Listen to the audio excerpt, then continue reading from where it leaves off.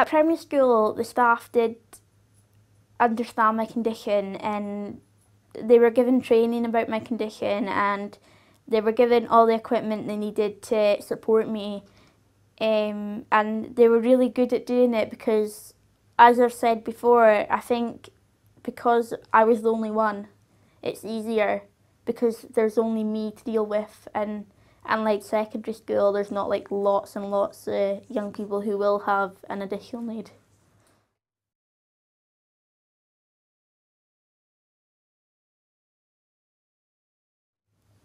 When I moved on to secondary school, it was like everything was there in primary school, and then as soon as I stepped into first year, it was gone. I didn't have any of the resources like large print formats for all my work. I didn't have my vision support teacher there anymore, who came to primary school every week to make sure everything was okay. I probably only saw her once a year. And also, I just think that they just weren't equipped to deal with me, and they just didn't know what to do.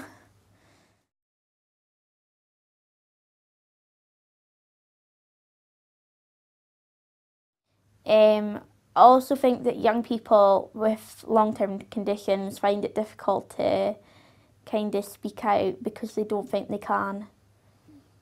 Because I think you're patronised more if you've got a disability or an additional need, and people kind of make you feel as if, oh well, they're speaking for me, so I don't think I should speak.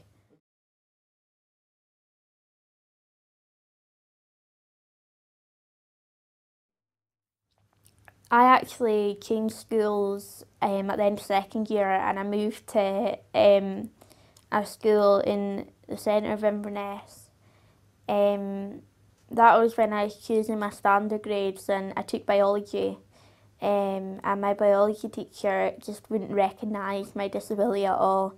He always said that I used that as an excuse when I couldn't do my work, or that I was just messing about.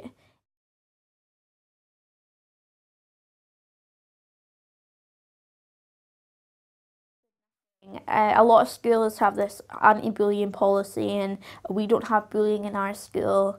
And I just thought, well, you obviously do, and you obviously don't do anything about it. I think the issue is a lack of understanding, and the reason of the lack of understanding is that disability awareness isn't part of the personal and social education curriculum in schools.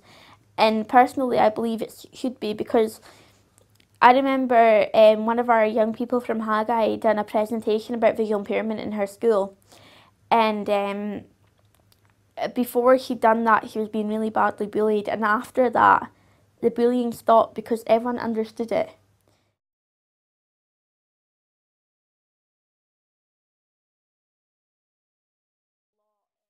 I've got a friend in the Borders who has the same visual impairment as me. In her school, she has 2 support auxiliaries who are trained to work with her. She has all her equipment, all her work in large formats, and she got all credits in her exams. And then you look at my story where I'm in Inverness, I got nothing, and I failed my exams quite terribly. So that's kind of an example of, depending on where you live, the support differs. So it's kind of like a postcode lottery in a way.